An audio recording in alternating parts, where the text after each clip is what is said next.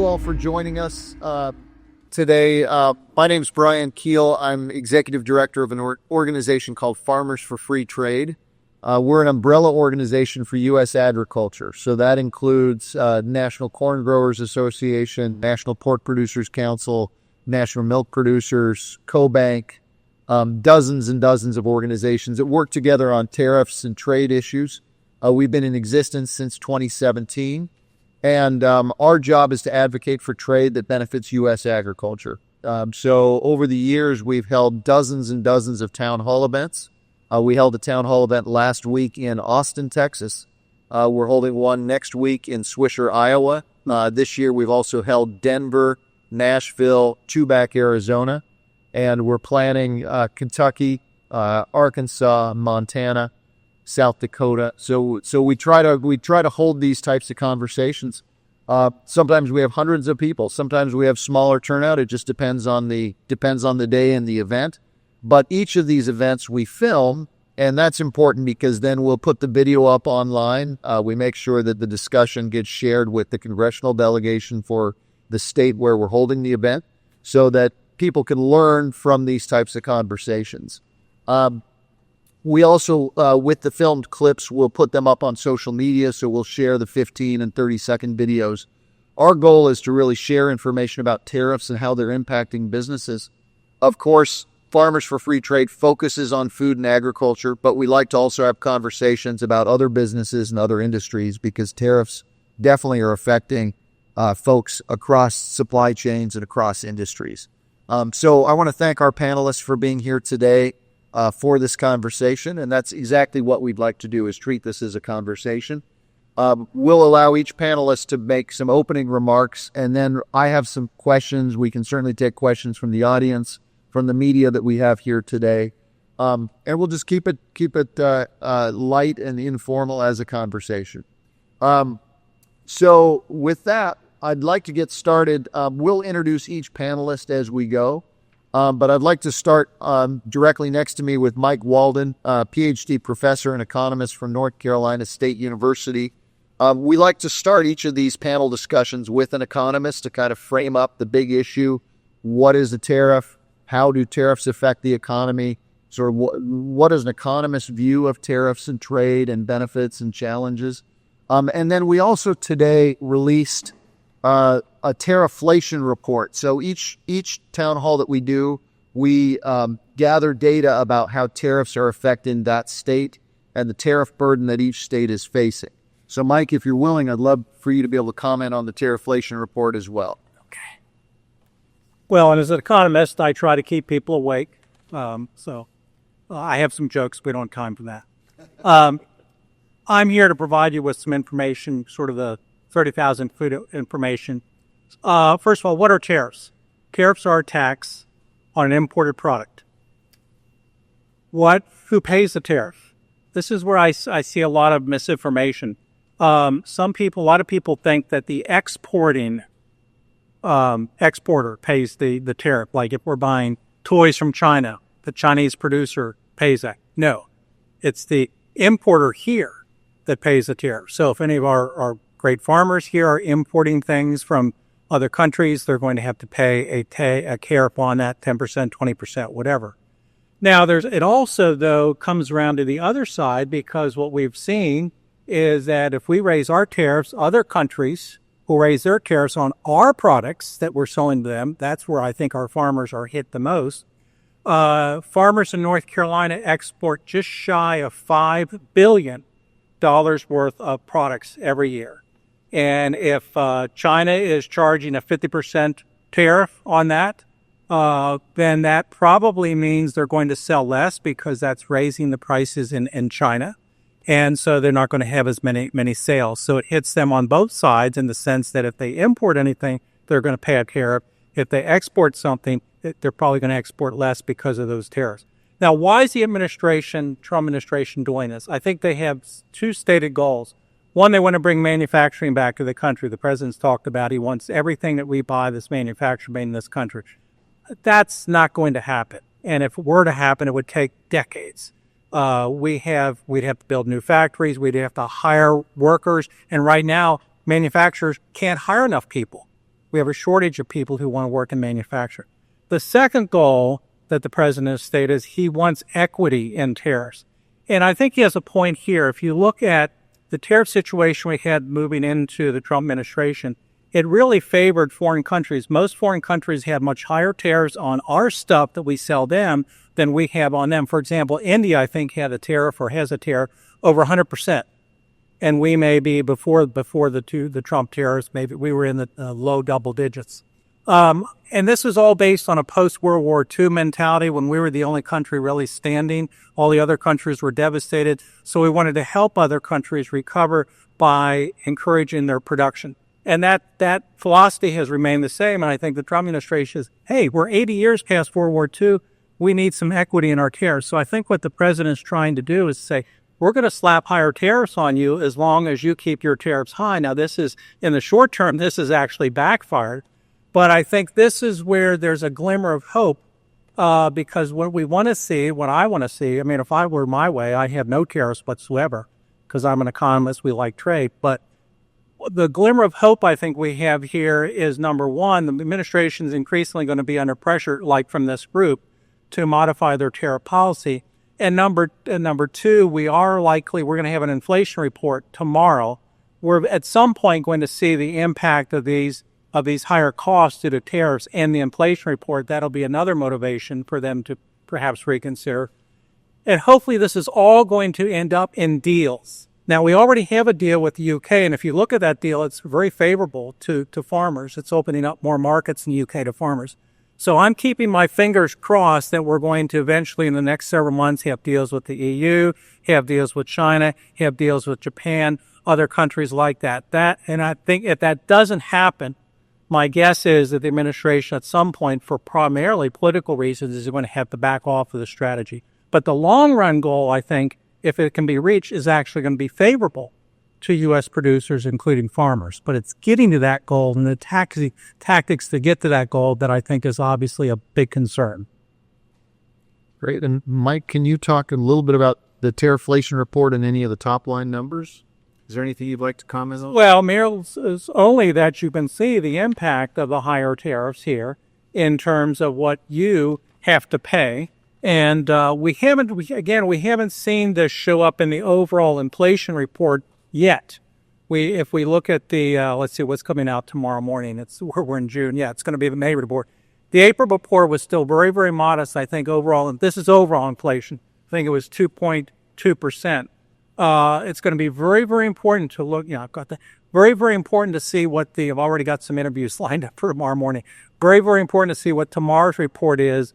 If it's, say, even up a tenth of a percentage point, 2.3, or 2 percentage point, 2.4, that's going to be headlines. And I think the pressure will then be on the Trump administration to make some progress in achieving their trade goals without harming you, me, farmers, et cetera.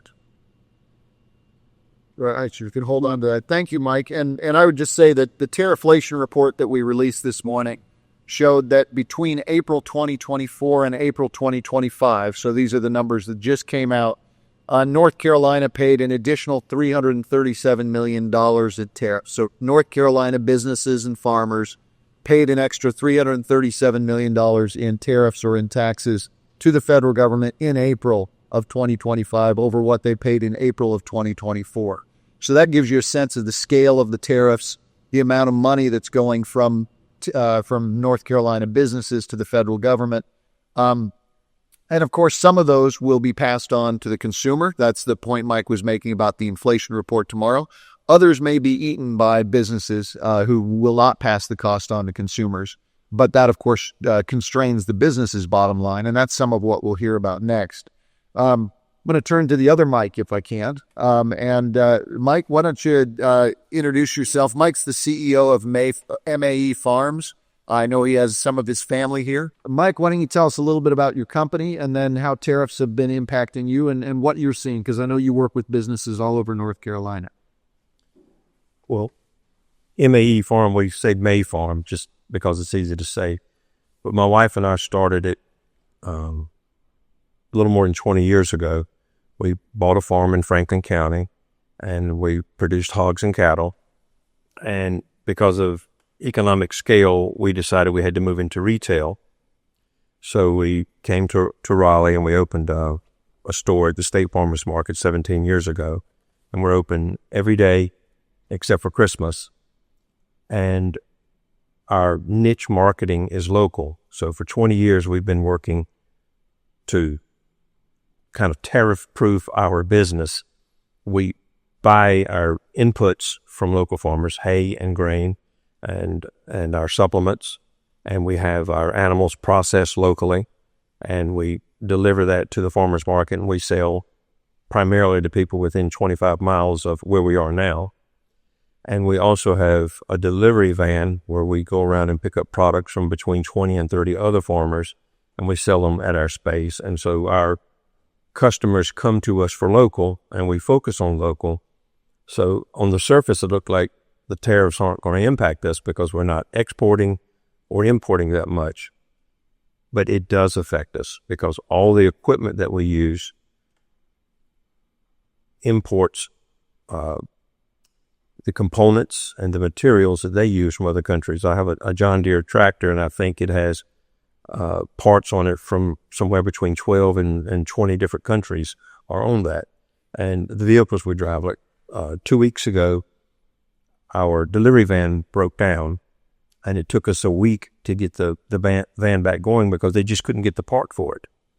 And so then we lost thousands of dollars in sales because we didn't have the products available at the store because we're a fresh food business, so we're fresh and frozen, so everything turns pretty quickly. We don't have warehouses full of stuff sitting there, so if something happens and we're shut down, then that hits our income. And also, most of our customers are not dreadfully impacted by the tariff, but it still impacts some of their decisions. And then the other businesses that we work with, they may decide, well, we're not going to expand, or we're not going to put in this piece of equipment, or we're not going to offer this service anymore. So we have more indirect costs and also kind of operation cost, but our raw product cost and our cost of goods are not directly impacted, but being shut down because we can't get parts or can't get a service that's impacted by the tariffs. That's the biggest impact for our operation. Right. Thank you for that. And we'll have a Q&A in a minute, so I'll come back to you on those questions. But I'd like to turn next to Josh, who has a really interesting story. Josh is wearing two hats. He's wearing one literally, but both CEO of the CutBuddy, and I'd love him to tell that story of what the CutBuddy is and how he came to build that business. And then also a new farming venture that he's engaged in that is also interesting. So Josh, really looking forward to hearing your story and then how tariffs are affecting you or how you think they could affect you. Yeah. Thank you for having me at Town Hall. This is a great event. I think it's going to grow and like wildfire through the nation. My name is Joshua Esnard. I do own a farm. I'll talk about that after, but primarily I'm here for my business called the CutBuddy. If you've watched Shark Tank, you've seen me cry in season 9 to get a deal. My product that I started my business with was a template tool that you put against your beard or your hairlines. And when you use a clipper or trimmer, as wild as you use it, it's a template that allows you to get a perfect haircut. My dad was cutting my hair and he was just giving me like a military buzz cut, and I was sick of it. So at 13 years old, I tried to pick up the clipper and cut my own hair, and I jacked it up. But I knew from my dad being very creative, he taught me to, fix my problems through innovation. And I wouldn't say it's innovation, but I started cutting these templates and it helped me cut my hair.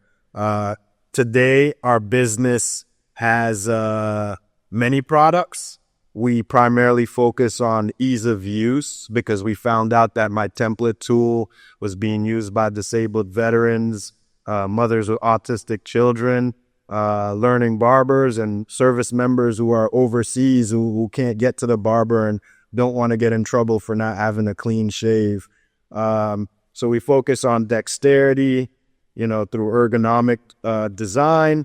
We also focus on, sensory issues like autism. So herring. We don't make loud clippers and trimmers.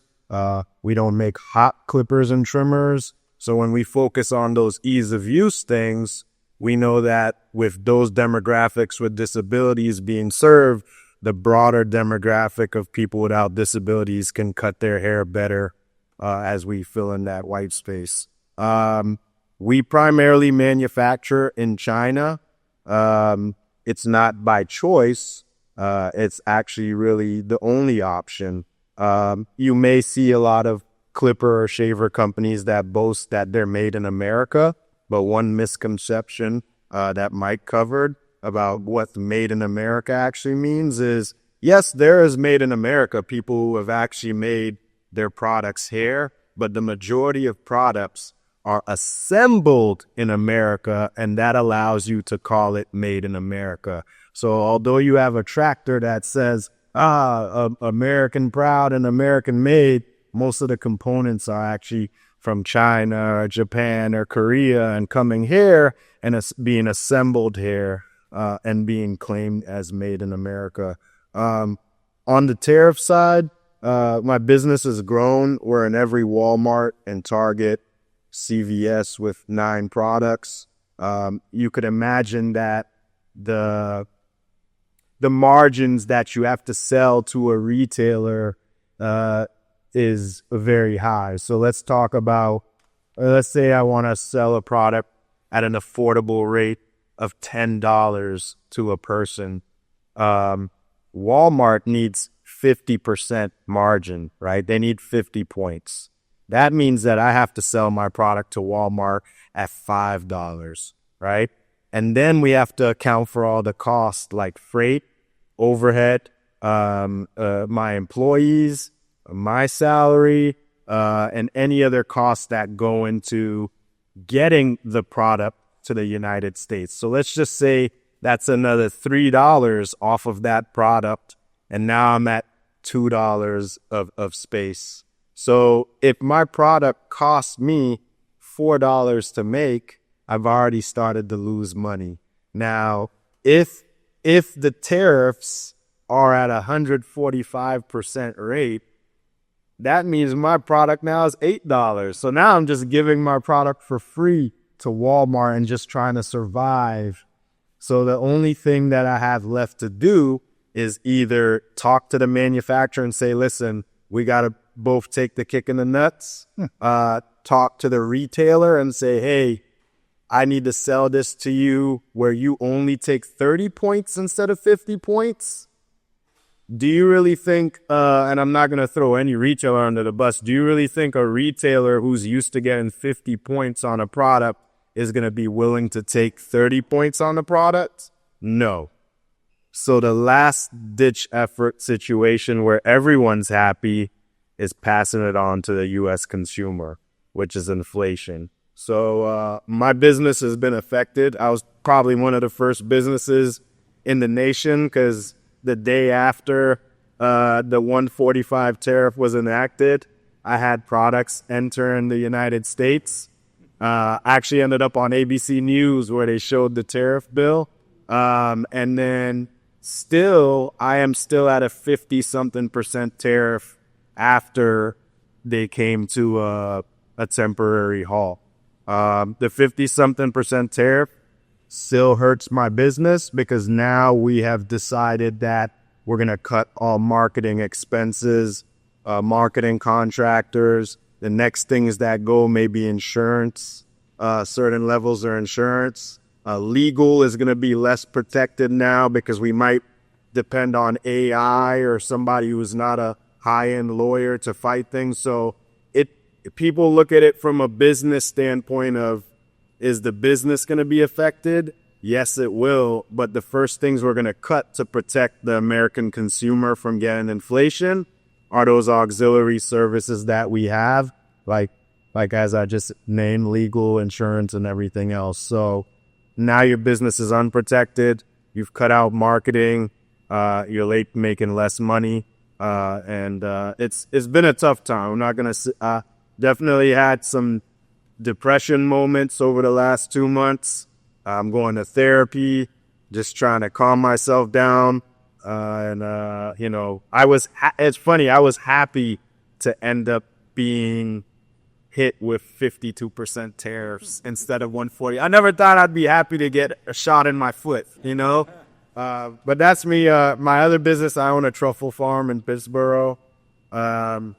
We haven't produced truffles yet, but we import stuff from Italy to make truffle products right now, and that's my new venture. So I'm a new farmer. I'm still in my early stages. All right. Thank you so much. Thank you for that, Josh. And new farmers, we need more of that, right? The farming industry is aging, and so anytime we see a young farmer get in, we love it. So good luck with the truffle farm. We're going to be watching. Thank you. Les, let's turn to you and talk a little bit about the brewing industry. And again, thank you for hosting this event, Trophy Brewing. But tell us a little bit about the history of Trophy and how tariffs affect beer, craft brewing in particular. Sure. We're honored to kind of have this conversation. It's an important conversation across, lots of different industries. As we're seeing, we have our foot in both kind of agricultural by some measures with the amount of grain that we use to make beer, but we also are a small manufacturer in the way that we produce and then distribute, so we have kind of a lot of perspectives on this and a lot of potential vulnerabilities in terms of how the tariffs may impact us. A little history on our company. We've been at this for about 13 years in terms of craft brewing. We've grown from a small brew pub to a manufacturing facility here just over there, and we produce beer and supply the Triangle here with beer, mostly in aluminum cans that we produce in stainless steel vats with equipment that's made all over the world, to Mike's point. So we've got close eyes on that doubling of the aluminum steel tariff specifically, and how that might impact us. What's really interesting, and maybe why it's not yet showing up in the inflation numbers, as Mike observed earlier, is really the uncertainty factor, is what we're seeing. But clearly we've got good tabs on our vendors that are supplying our aluminum, which we already are in a position where we kind of are buying a just-in-time inventory format for our aluminum. So we have close eyes on this, but we've only seen marginal increases because it seems even at the vendor level, they don't know exactly where it's going to go, and they don't want to put themselves in a position where all of a sudden there's a competitor that is reacting maybe more deftly and then can undermine them and sweep in and be our vendor. So we've seen a lot of tepidness in terms of adjustment. That said, if this hits when it hits and it shows staying power, all of a sudden we're going to see a aggressive crank up of those prices that we're paying for aluminum in particular, by it being handed down, because we do rely on a raw material bulk aluminum, a percentage of raw material bulk aluminum from Canada. We buy glass directly from Canada ourselves, so that'll be a direct tariff that we'll be paying if it turns up. But what really scares us about the whole thing at this point in time is the uncertainty of it, like seeing just total volatility in terms of how to interpret what's going to happen in the future. And we run, like Josh was saying, we too run on extremely thin margins. That makes the difference on whether our P&L was upside down or not. And so it could be very difficult should we see that. We also use stainless steel cakes. So anytime that we will need to expand our cake fleets, that's already an expensive part of our operation. That too will be negatively impacted by these tariffs. So watching closely is kind of our NO at the moment. Thank you for that. And I do want to talk to our panelists. You can hold on to the microphone. And in fact, there's another if you want to grab it. I do want to start by talking about uncertainty and volatility and how you run a business in that context. I'd like to provide a little historical overview for folks. The U.S. Constitution gives the authority for tariffs and taxes to Congress. Congress is the one that the U.S. Constitution says has the power to levy taxes, tariffs, and imposts. Why is that? Why did the founding fathers give that authority to Congress? Well, before we got started with this town hall, I was talking with Josh, and he mentioned the Boston Tea Party. It's important to remember our country was actually founded in part based on a trade war. That was one of the first trade wars. There was tea coming in. The Crown decided they were going to put taxes on that tea, and that's what led us to throw the tea into the Boston Harbor. So Congress, or the founding fathers in their infinite wisdom, said, we want to give Congress this power, the tax and tariff power. And why did they do that? Why didn't they give it to the president? I think the reason they didn't give it to the president, one of the reasons is because they recognize that tax and tariffs, which are the similar things or the same thing in some respects, we want to have more certainty. We want to have more deliberation. We want to have a committee process where you think about how businesses are impacted, where constituents can lobby their members of Congress to say, hey, this is going to hurt me or this is going to help me. This is how it should be structured. We want to go through a process such that once a tax or a tariff is enacted, it also has some staying power. It's not going to be there one day and then not be there the next day. We want to have a process. We want it to have it be baked into law so that businesses can rely on it. That if you leave it to the whim of an individual, it can be on one day, it can be off the next day, and that's hard for businesses to plan. So what Congress has done, they have delegated limited authority to the president to levy tariffs in certain circumstances, like a national emergency or in extreme circumstances where another country is behaving unfairly. The Congress has said, okay, President, we're going to give you a little bit of authority to go out and have this tool at your disposal. One of the things that's happened is the president clearly, I think, has overstepped that authority. He's levied tariffs on all countries across the board, 10%, reciprocal tariffs threatened on multiple countries. And that's been challenged in court. And in fact, the courts just recently struck down the president's authority.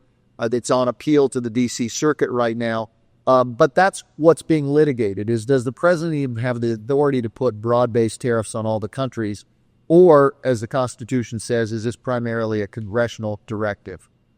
So I want to talk about that uncertainty and volatility because I think that's a really important part of the conversation, wholly a part of whether a tariff is in place or not. The uncertainty affects businesses because they can't plan and because they're going to change how they behave. So let's talk about uncertainty. I'd love to hear from each of you just how this period of time of tariffs being on and off has changed the way you think about business or the way your suppliers think about business.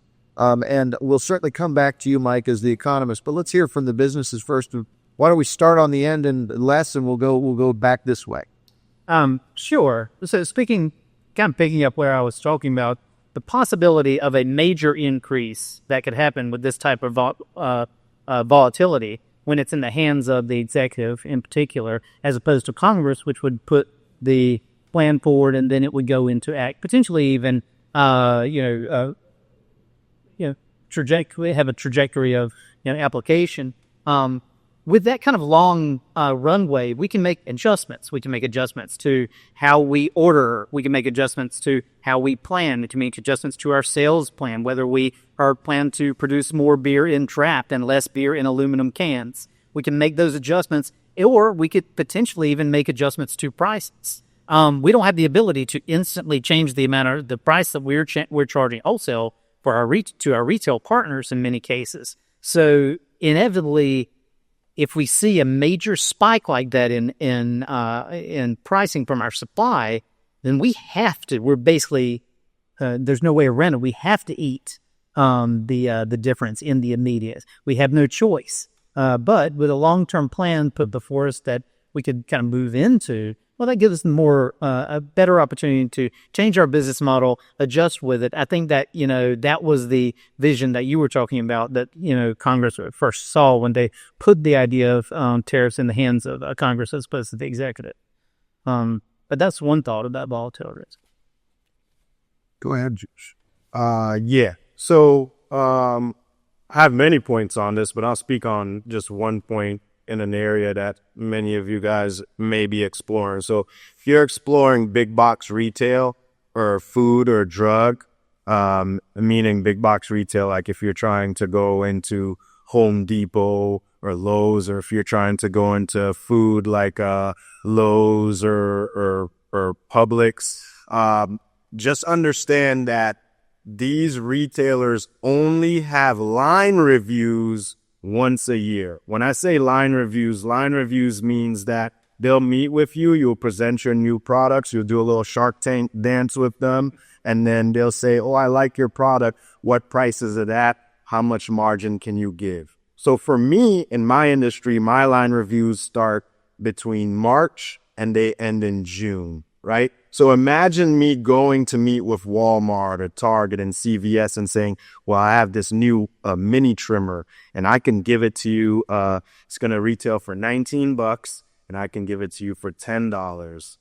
As all this mess is going on, we don't know if it's a 145 tariff or 42 tariff, or it might be a 245 tariff. You know, having the control in the chief's hands, where he can just make rash decisions day to day, doesn't help me, because I'm locking in my negotiation with the retailer that day. And what if they send me an award, which an award means, hey, in November, they hit me up and say, we're going to give you 3,000 stores. We're going to need this point spread, and we're going to need you to deliver by February. Well, a Walmart, I got to let you know, I can't give you that price anymore because the tariffs have gone up. Well, we can't take your product.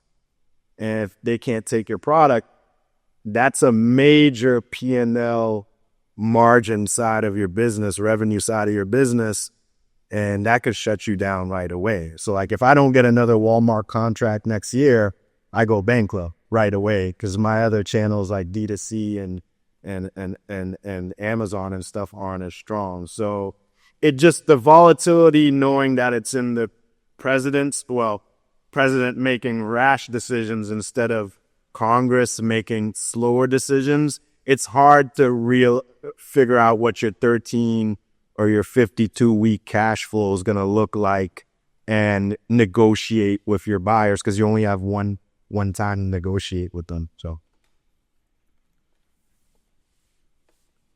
I'm in the food business, so by nature, there's volatility. Crop failures, embargoes, tariffs, those things have always affected the food industry. And in America, we have built a society which depends upon a very small number of people providing a lot of decent food at a very low price. So normally Americans aren't worried about, can I go to the store and get my milk, eggs, and bacon, or my bread, or my produce, because our economy is so strong that if we don't produce it cheap enough in our country, we just import it from other countries, and the grocery stores are full. But anytime there's a disruption, then there's a shortage in the store, and that's volatility, and everyone becomes emotional. Like we've seen it with eggs, we've seen it with milk, we saw it in COVID when the large processing plants shut down and the meat products weren't available. And my little business is sitting in the middle of more than 1 million people, and I can serve my regular customers. They come up every week, they buy, and everything's fine. But as soon as something goes wrong, people who are not my customers come wipe me out. Now, I'm looking at, of course, I'm happy to sell, but then I have a lot of my regular customers are upset because we don't have buying clubs or exclusive memberships or anything. We sell to every person. And the other volatility that occurs is American farmers may decide not to plant corn, or may not plant soy or wheat because it doesn't make sense. Because we produce a lot of food that we export. In North Carolina, as you discovered, exports a lot of food and produces it relatively cheaply. So I can purchase my feed at a reasonable price. If all of a sudden they stop producing, then my price goes up tremendously. And then I'm struggling because I had planned, I'm going to pay this much and I'm going to sell it for this much. So that's where my volatility comes in. And because I answer to my wife and my family, You're a smart man. I can raise the price. I don't have your problem where I say, please, may I raise my price? And they say, no, you can't. My customers come up and they say, is that how much it costs? I said, that's how much it costs. And they say, okay. And they buy it. Or some say, no, I don't want it. And they go away.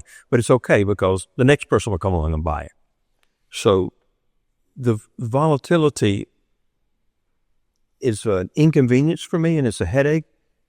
But I've made a business to be resilient because I've been in agriculture all my life and I understand because things like this happened back when the Soviet Union existed. The United States and the Soviet Union went back and forth on things. And so all of my life I have seen this. So I personally am prepared for it. I'm not saying it's easy. I'm not saying I like it. But we built our business to absorb this. It's challenging. It's hard. But I feel confident that we are going to get through this. That's great. Thank you. And Mike, talk to us a little bit about sort of the macroeconomic view. What does uncertainty do for business investment, and how might we see this ripple through the economy? Well, uncertainty is the bane of the existence of a business. And there are different kinds of uncertainty. A business has always lived with some degree of uncertainty, especially farmers. But they can look back and see maybe patterns, maybe meteorological patterns, for example, rain, et cetera, et cetera. We're dealing this time with uncertainty based on policy, and we don't really have a track record regarding tariffs to go by. The administration, I'm not getting political, but this administration is one, if you look at the first Trump administration, is one that seems to thrive in some sense on uncertainty, keeping their opponents uneasy.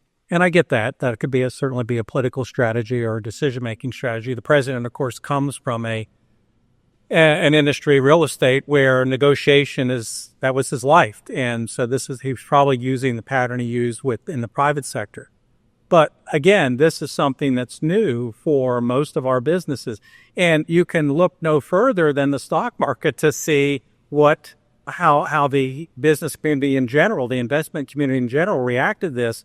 What did we go from 42,000 down to 37,000 on the Dow Jones, big percentage drop. Now there has been some recovery. That could be dashed tomorrow though, if new unexpected tariffs were employed. I'm by nature an optimistic person. I do think that this is just my analysis. The administration is realizing there are some big downfalls to the strategy the president has been using. I think probably he may have felt that the imposition of these large tariffs that his opponents would cave, and they haven't. We have one deal with the UK. Right now we're talking again to China, but that's been on and off. I think the EU has been very tough. So it hasn't gone, I think, my guess is, I'm not reading this from any inside information, just my interpretation, it hasn't gone according to plan.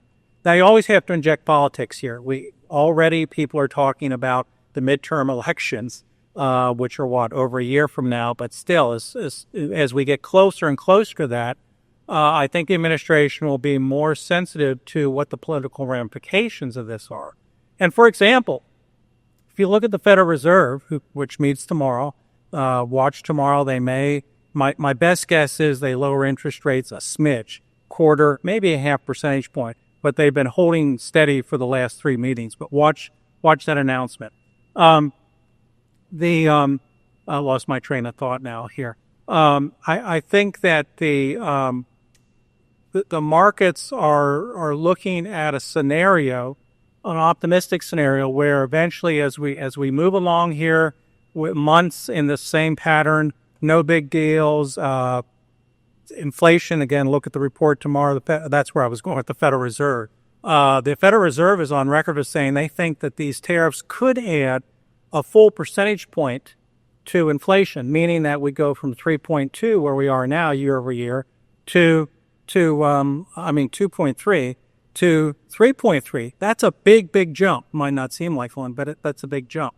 So my guess is, as we go through the summer, if there aren't deals, the Trump administration is probably going to begin to get worried about the political ramifications of this, the economic ramifications from this that you heard here from the panelists, and then great panelists, great examples. So I'm keeping those in my head for some examples to use later with the media. But my guess is that we'll see some give.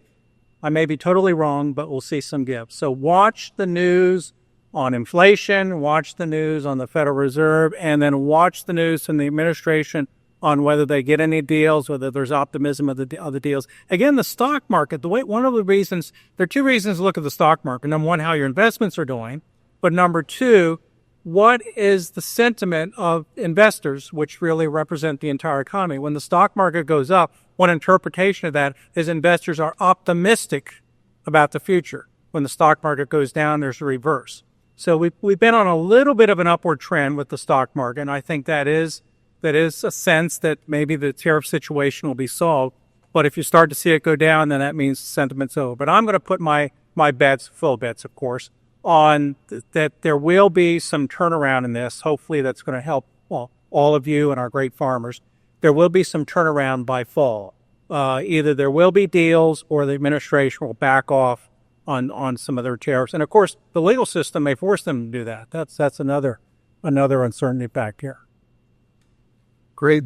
Thank you for that. I'm going to ask one more question and then invite folks from the audience. I know we've got a couple of folks from the news media to ask questions if you'd like. I think one thing I'd like to comment on and see if any of you would like to reflect on. In 2018, during the first Trump administration, President Trump levied a trade war, first on steel and aluminum, and then on a series of tranches of tariffs against China. U.S. Department of Agriculture estimates that took $27 billion in lost export opportunities from U.S. agriculture. So U.S. agriculture saw a very significant loss.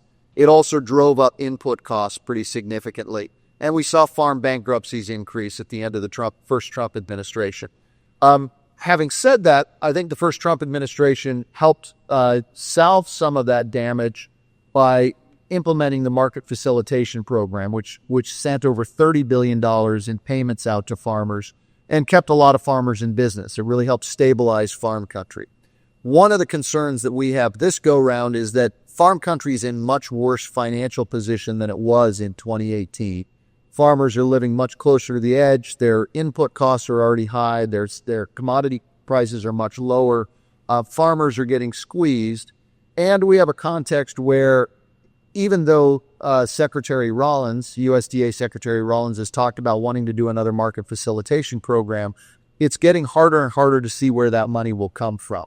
The first time President Trump was able to access funds from the Commodity Credit Corporation, about a $30 billion fund, and he used those to make those payments. This time, the Commodity Credit Corporation is mostly out of money. It has about $5 billion worth of authority left. So Congress will have to step in order to replenish that fund. And I think there's some concern that, A, farmers are much tighter than they were in 2018. And number two, concern about will a robust payment system be feasible. So would love to hear if anyone wants to comment specifically on the ag side or I guess just generally where businesses are versus the last trade war and whether things are more precarious or whether they seem better or about the same. Take it in any particular order. Mike, go ahead. You got the microphone. 2017 was a tough year for us. It was the first time since we opened our retail business in 2007, and every year sales went up except for 17.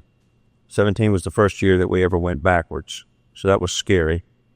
And then 18 was just a very marginal improvement, and same thing with 19. And so we were getting to the point where we were like, I guess we need to do something different. This was not a good choice. And then, like you said, just for, I don't know the proper term, but I call them Trump checks, money started coming to help us.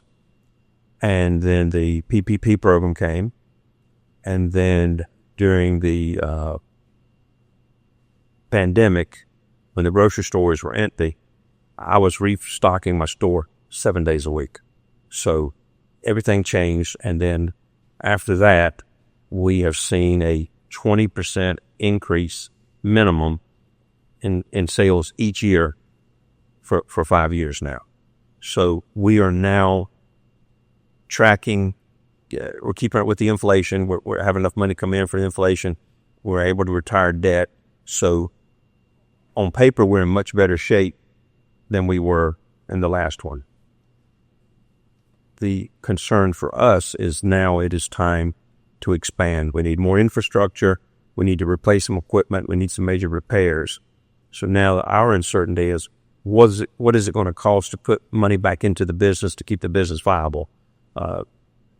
Very quickly, we can get into many tens of thousands of dollars of expenses in a day even.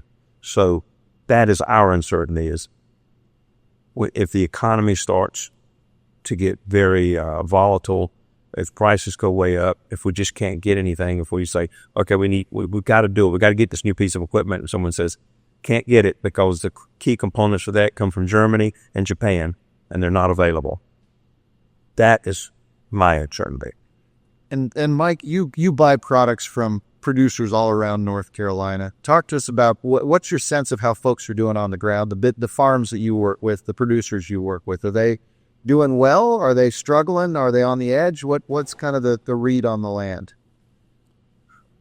Because I mostly work with small businesses, more of them shut down than of the big corporations, because the big corporations, they just buy each other out. But last year, one of my major feed suppliers was bought out by a big company called Cal-Maine, which is a huge company. So now I do business with Cal-Maine. I'm still working with that office, but they actually are owned by Cal-Maine.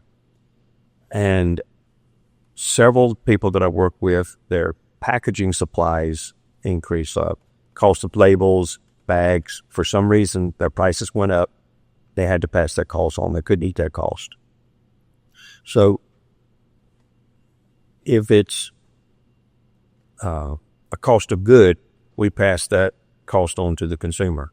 If it's a repair part for a tractor or fence post or a new piece of refrigeration equipment or a new transmission, we eat that. We don't pass that on to the consumer. We only pass on cost of goods to the consumer. So, but it still impacts us, and so that is a big concern. Say, for instance, when we started in 2004, we paid $1.78 for a 6-foot T-post. Now those things are anywhere from $5.50 to $8.50, depending on who you buy them from. So this inflation has been an ongoing thing in my business for 20 years. But now it's more volatile than it's been, more uncertain. And like you said, we'll see the inflation report tomorrow and see what it says. So maybe pass it on to Josh and Les, but I think one point you touched on that I'd love you also to reflect on is just that question of concentration. How do tariffs differentially affect small businesses and big businesses and the ability to ride through this kind of volatility? Yeah. So if I'm a small business supplier of hair clippers, I'm going to a contract manufacturer overseas. My cost is probably going to still be 50% more than a bigger business buying products overseas. There's two reasons. Well, maybe that bigger business actually invested in the infrastructure in China to actually own the manufacturing plant, or they're ordering their whole year's worth of quantity, meaning that they're getting a lower price. For me, I can't do that. I order based on quarter and demand at the retail store, so my price will always be higher than the bigger business, meaning that the bigger business can now sell a competing product at a lower price than mine, or at a same price and profit more on products. So it's kind of hard because a lot of these bigger businesses have set up infrastructure already in Mexico, Malaysia, Japan, and China. So like he was saying, these are 100-year-old companies. They've already went through waters like this before and planned ahead. So now that the tariff situation is going on, they say, okay, let's dodge China and let's send the parts to Mexico. One thing I will say is what we will face is a stress on customs and border protection. I am an optimist, but I feel like there's going to be a strike at CBP. Why? Because there's no infrastructure set up for them to be doing all of these analysis on shipments coming in. Why? Because a lot of companies are now shifting these parts and these goods to Indonesia or Philippines or going to Mexico, and it's the same product, but they're finding a way to work with customs in those countries to get the acceptance of a change of origin so that they could get a lower tariff rate. Another thing is the rule is if you're going to change the origin of a product to get a different tariff rate, it has to be substantially improved or changed.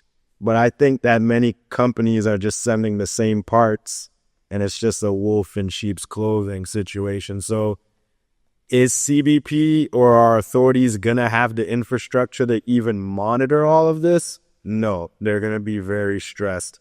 What is even going to be the rate at certain times? So like that's going to stress them out as well too. So I feel like there's going to be a lot of tussle legally as far as who gets in trouble and who doesn't. And that's what I'm trying to be very careful with what I say here, because I already know I already know certain strategies that other companies are using to dodge the tariffs, and one of them's even send your parts to, let's just say, Indonesia or Malaysia and set it up in the free trade zone. So I don't know if you guys know what free trade zones are. So Malaysia may have just like a little barge or a dock, like right where all the ships come in. And a lot of these companies are just setting up assembly plants there. Before the goods even get to Malaysia, they can't be tariffs. They're at a 0 tariff. So they just have the people take the Chinese goods and assemble them in free trade zones and then ship them right to the United States. And then they'll take on the rate of the country that is in the free trade zone to skip getting tariffed twice, so like that's just one strategy. There's reconfiguring your HTS code. So like you might have a hat that gets 40% tariff, but now you're calling it a head fitting device, which gets a 7% tariff, so like, is CBP going to have the infrastructure to do this? No. So I think they're going to be very stressed, and we might see some issues there. So I hope that we can figure it out, because I think there's now we're being blinded, and I'm not saying blind. I'm not pouring water on the ICE situation in LA, but now we're being filled with new news to forget about the whole tariffs thing, so we don't forget that this tariff thing is important. They don't slide something funny as all this other stuff is happening. And Les, what do you see in terms of big and small businesses and your ability to weather these kind of shifts?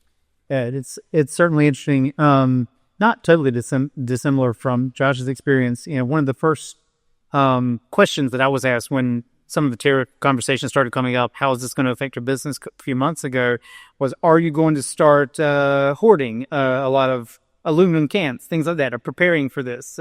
And it's a fair question. I just mentioned that right now, we're not seeing major increases on those prices yet. We will see them likely at some point in time. So why not go ahead and get as many truckloads as I can and jam them into all my warehouses? I don't have cash flow and I don't have warehouses. And that's a big difference between my little brewery and, Budweiser or, even Sierra Nevada or something like that. I simply can't do that, which means that there's a parity problem in terms of how these tariffs impact different size businesses. Ultimately, it's putting more stress on small businesses than large business simply because of the flexibility of their resources. So that's certainly one way that it is realistically changed with how we might approach things. I do want to jump off something else that Josh was talking about, which is the potential chaos that the tariffs can put into our transportation systems and our supply systems. Perhaps even more so than the tariffs of 2018 were some of the transportation problems that were caused during the pandemic and things like that, in terms of getting the supplies I need on a reasonable timeline. And it could have been anything. And we saw strikes. This could easily cause strikes, whether it's truckers in Canada or whether it's dock workers in on Suez Canal, whatever. These can all cause problems that are immediately realized. And honestly, the type of chaos that the tariffs could contribute to that type of uncertainty is certainly something to be considered as well. Though that doesn't exactly speak to your question, but I did want to bring that up. But thank you for that. So let's take a quick question. One more. Oh, sure. And yeah, as I sit in here listening to these three gentlemen, if I was still teaching, I'm now retired after teaching 43 years at NC State, I'd have them come in my class and just teach it, because you're learning here everything about business, which leads to a final point I want to make, and that is about educating your consumer. Like most families, I have people in my family who, when they know I'm an economist, they obviously do. If they see a price go up, they'll come in. Oh, that's just businesses that are just filthy rich. They don't care about us consumers. Obviously, that's not true. And what the average person doesn't realize is everything you've been learning here today. This has been a course, I think, for people on how a business operates and how hard it is to operate a business. So my point here is, I think if you have customers coming into all of your places of business or buying your products, and you've been to a situation where you have to raise the price of your product, communicating that why to the customer, I think, might be helpful. Excellent note to end on. Again, would love to ask if media has a question you want to chime in before we wrap up. Happy to take a question from anyone in the audience. Can you talk about... We'll let you take the microphone. We got another one right here. I'm Katie Zander with Carolina Joe. Can you just talk a little bit about what you think, into your crystal ball a little bit, what you think your businesses can do so kind of prepare for whatever's coming next? We've seen so much back and forth on there, and all this tariff stuff. What do you think you will do to prepare for what's coming next? Great question. So what can businesses do to prepare for the uncertainty and for what may come next? Anyone want to take that question? I'll start it at least. Sure. Okay. Oh, that's all right. Yeah, keep it close. All right, sure. Well, I think it's a little bit of prong of the question, right? How to prepare for the uncertainty and what might come next when the uncertainty itself prevents you from knowing what might come next. Yeah. So that's the real problem. It's not knowing this 3% increase on lean that we're seeing this year is totally weatherable, right? We can deal with that. But what we can't deal with is 15 or 20%. I don't know which can I. And looking at what we see, some of the other tariffs see, whether they're going to be pulled back immediately, whether deals are going to be made to reduce that. I don't know whether it's going to be 3% or 15%. So there's very little I can do other than hope that's going to save 3%. And otherwise, there. I mean, like I said, I wish I could buy a bunch of cans, store in the ready for it. I cannot.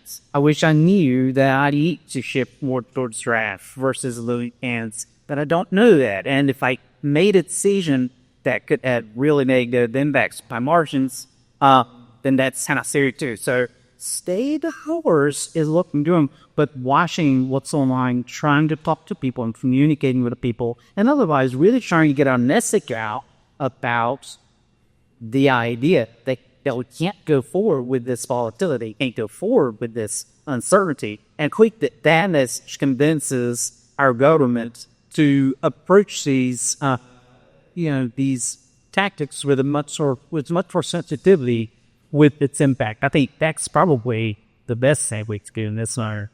So, Yeah, so from my standpoint, I would look at it from you as a CEO of your company. When I was in school, they always focus on the profit and loss statement, the balance sheet, even the accounts payable, AJ, the AR agent. But my favorite report by far that I'm in every day is the 13-week cash flow sheet. So the 13-week cash flow sheet allows you to have all of your sections of your business that are drowning your cash. And you will see where you're at every week, or you're going to see every day. And then you can even expand it to 52-week cash flow. But how we're building our cash flow sheets right now is with the assumption that the tariff is under 52% on us right now. And if we don't survive on that cash flow sheet after 13 weeks on 152% tariff, then we have to make decisions whether we're cutting a consultant who is not providing a return on ad spending and marketing, or is not providing input into a profitable channel. And then the other area is talking to your distributors about giving them a higher price, but not trying to pass it on to the consumer.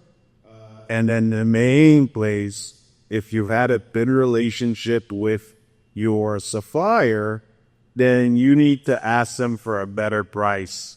Both of you should be taking the hit. Realistically, tariffs should mean that China and the CutBuddy should split the costs in the tariff. So I had good relationships with my suppliers, so they've been willing to give me a better price. Another thing that you can institute, if they're not willing to give you a better price, is staving the cost. So I pay you 25% down. I pay you another 40% or 50% at the bill of lading when the product gets on the boat. That way, I'd already expect about 70% of my cash. And then I pay the balance 60 days after the product gets on a boat, which allows that product to get on the boat for 30, 40 days, get to the United States, and allows you to sell some of it to make back some of your money. So you kind of have to dive into the areas of your cash flow sheet and see where you can get kind of creative, but you always work on it based on the worst case scenario of the tariffs. So that's the real about it for us.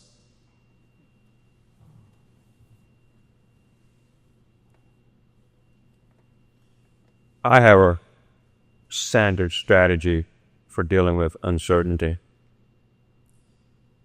I know everyone always focuses on business being all about facts and figures, but my personal philosophy is that business is biology and psychology. It is a living thing, and I am in the business of growing plants, growing animals, growing my business. The people I interact with, they bring their children eat my food, those children are growing. So for me, it is being mindful of the human relationship for everyone I work with. When someone says we're raising the price, I never have an emotional reaction to them. Inside, I might go, oh, well, but to them, I go, I understand that you had to do this. And then I just adjust my price that I have. I work it out. And the other thing is, I am conservative this time about big expenditures. I'm not going to not spend money. If I need something, I want to buy it and do what I need to do. If I need to repair something, I want to repair it. But it's not the time to buy a brand new truck. It's not the time to buy a brand new tractor. It's not the time to build a new barn. I need all of those things, but it's not the time to do that. The time right now is to hold on to whatever cash I have as a cushion so that I don't desperately borrow money from someone who realizes I'm in trouble and I get leverage. So I'm not going to get leveraged this time. That's my strategy. And to my customers, the people who purchase from me, I tell them thank you. I say, I appreciate you supporting our business. It means a lot to us. So just working on that human-to-human relationship, that is my strategy.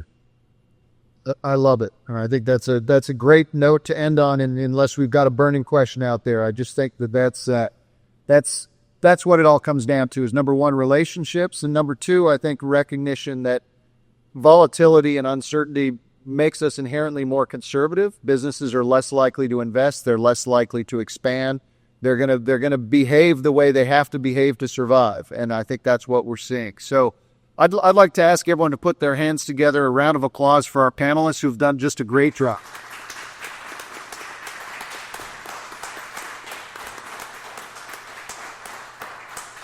Worry is long. And we'll want to get one-on-one interviews with each of you, so don't run out the door. And certainly, if people in the audience want to ask questions, I'm sure they'd be happy to talk with you afterwards. So thank you all for coming.